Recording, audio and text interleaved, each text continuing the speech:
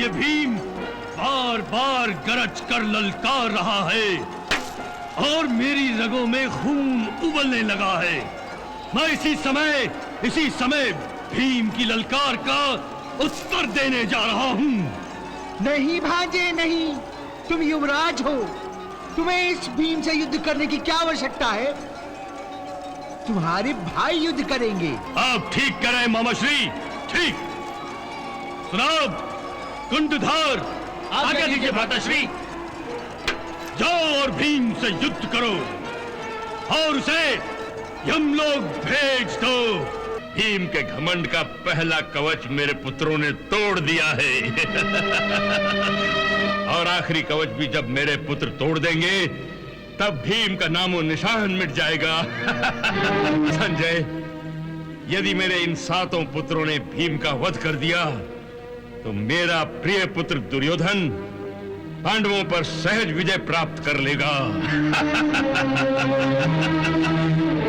शीघ्र बताओ संजय, मेरे पुत्रों ने भीम पर किस प्रकार से आक्रमण किया?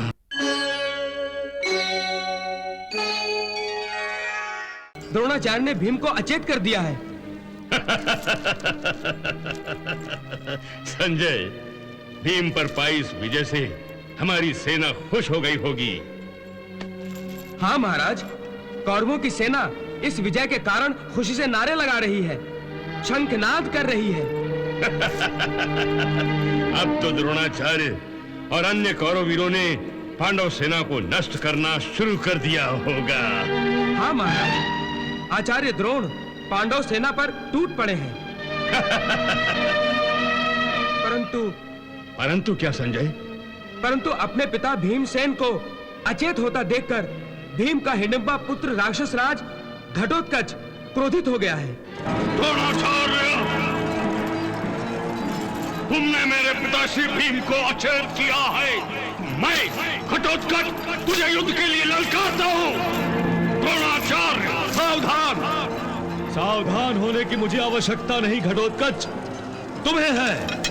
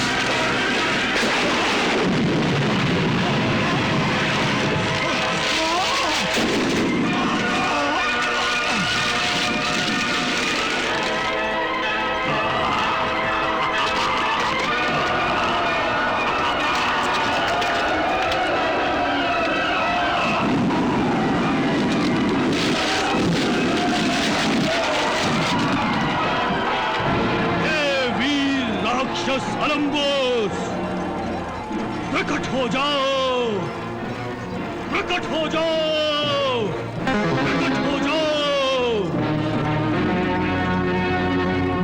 प्रणाम युवराज।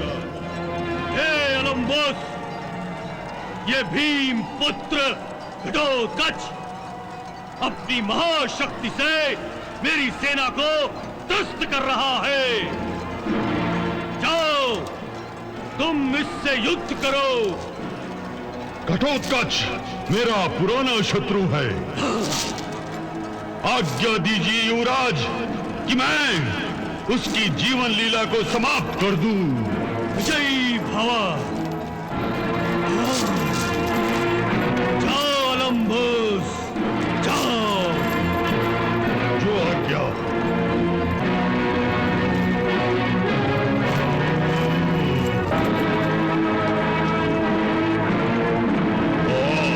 अलम्बोस, हाँ, मैं तेरी मृत्यु हूं। और मृत्युदाता को मृत्यु से डराता है। अपनी मृत्यु से डर, पहले तुझे यमलोक पहुंचाता हूं, फिर सारी कौरव सेना को। हाँ, मैं भी यही करना चाहता हूं। पहले तेरा नाश, बाद में पांडव सेना का सर्वनाश।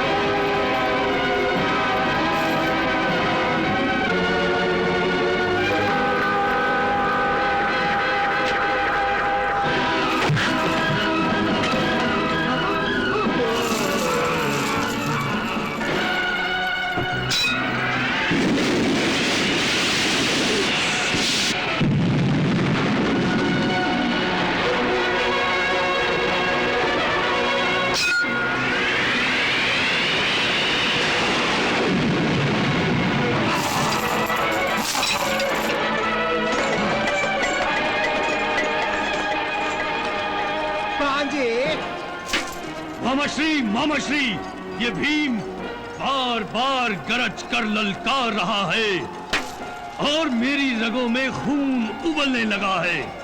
मैं इसी समय भीम की ललकार का उत्तर देने जा रहा हूँ।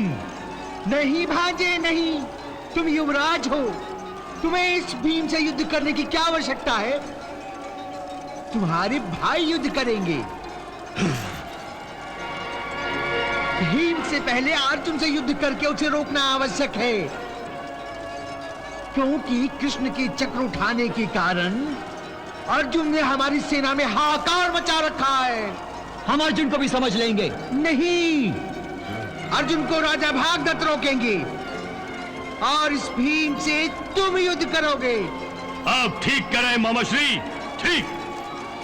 सुनाओ, कुंडधार आगे दीजिए भ्राताश्री। जाओ और भीम से युद्ध करो और उसे यमलोक भेज दो। जाओ। जो आज्ञा भ्राताश्री। जो आज्ञा भ्राताश्री। चलो चलो चलो चलो।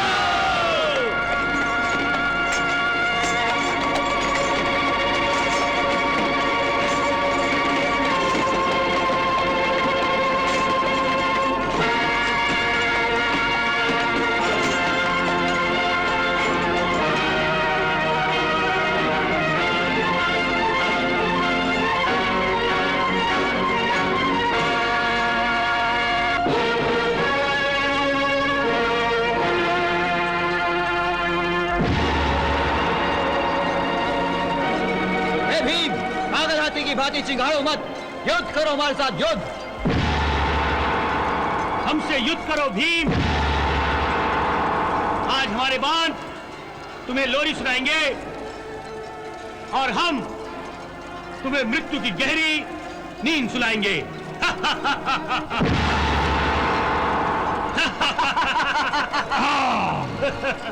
डींगे अच्छी मार लेते हो तुम।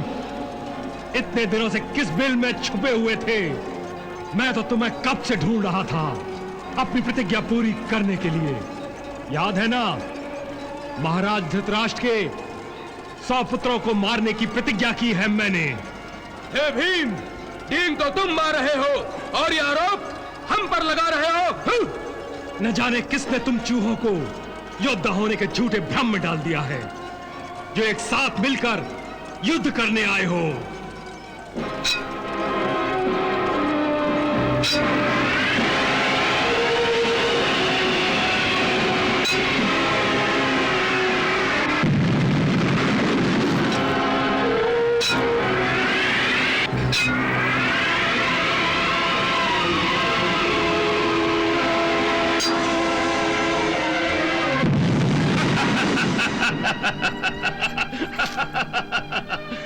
भीम के घमंड का पहला कवच मेरे पुत्रों ने तोड़ दिया है। और आखिरी कवच भी जब मेरे पुत्र तोड़ देंगे, तब भीम का नामो निशान मिट जाएगा। संजय, यदि मेरे इन 7 पुत्रों ने भीम का वध कर दिया, तो मेरा प्रिय पुत्र दुर्योधन पांडवों पर सहज विजय प्राप्त कर लेगा। शीघ्र बताओ संजय, मेरे पुत्रों ने भीम पर किस प्रकार से आक्रमण किया?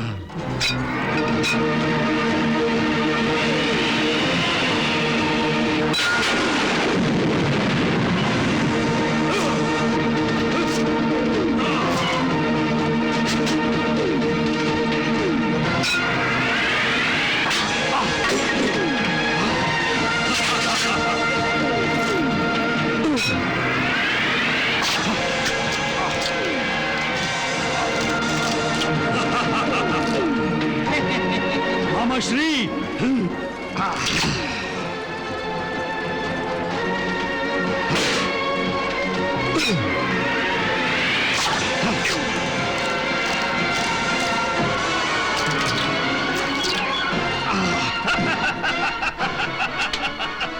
लगता है भीम का अंत निकट आ गया है।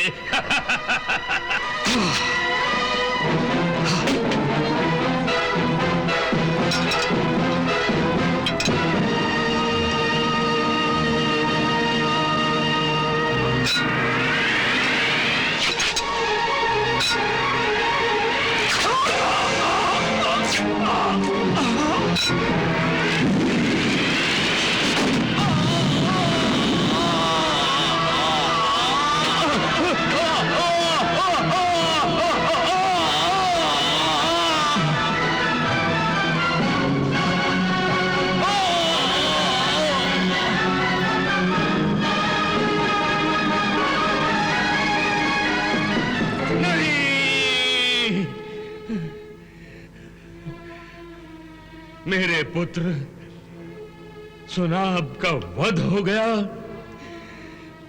हाँ महाराज।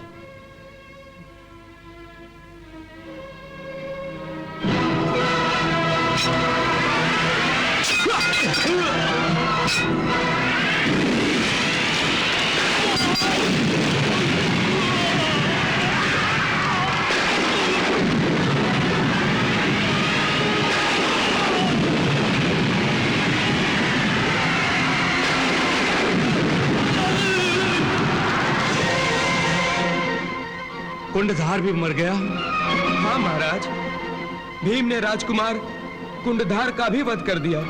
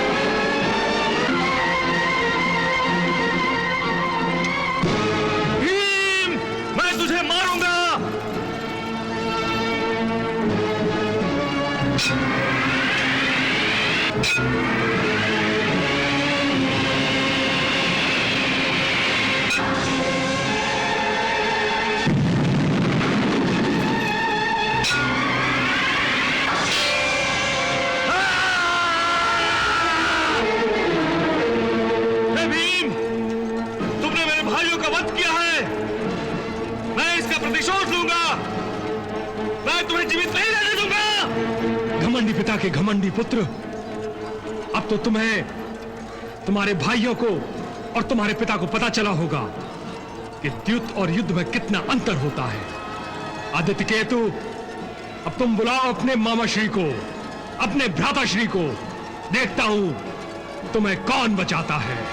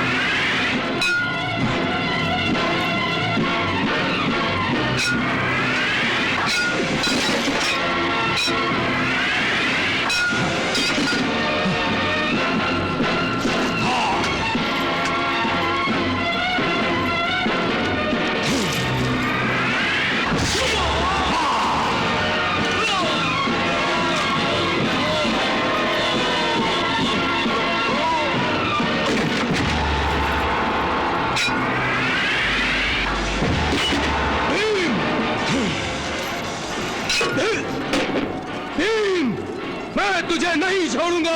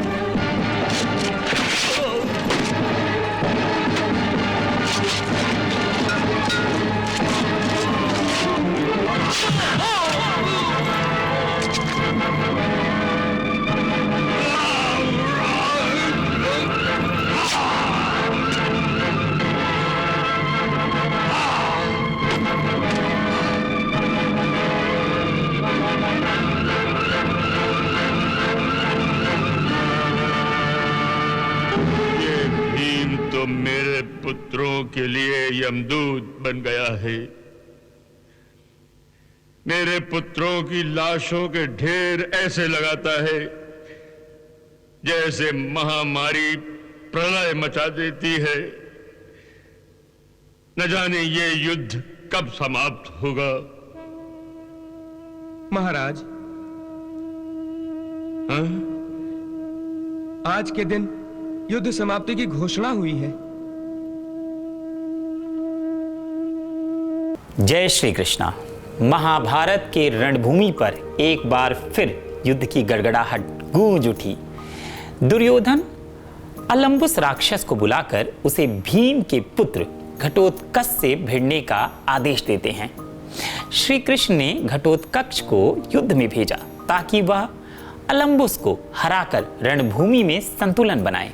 अगले दिन भीम द्रोणाचार्य के साथ भयंकर युद्ध में लिप्त हो गए। द्रोणाचार्य का बाण सीधे भीम को भेदता है और वह मूर्छित होकर गिर पड़ता है। घटोत्कच अपने पिता की मूर्छा देखकर क्रोधित हो उठते हैं और गुरु द्रोणाचार्य पर प्रहार करने लगते हैं। उसकी प्रचंड शक्ति से द्रोणाचार्य अचेत हो जाते हैं। घटोत्कच कौरवों की सेना पर टूट पड़ता है। तब दुर्योधन अलम्बुस को उसे रोकने भेजता है। दोनों भीम का योद्धा आसमान में उड़े और प्रचंड युद्ध छेड़ दिया। घटोत्कच अंततः अलम्बुस को परास्त करता है। दूसरी ओर भीम होश में आकर कौरवों पर टूट पड़ते हैं। दुर्योधन ने अपने भाइयों को भेजा पर भीम ने उन्हें मार डाला। धृतराष्ट्र अपने पुत्रों की मृत्यु से हृदय विह्वल हो जाते हैं। यह प्रसंग वीरता, पिता पुत्र के साहस और युद्ध की क्रूरता का जीवंत चित्र प्रस्तुत करता है। जय श्री कृष्णा।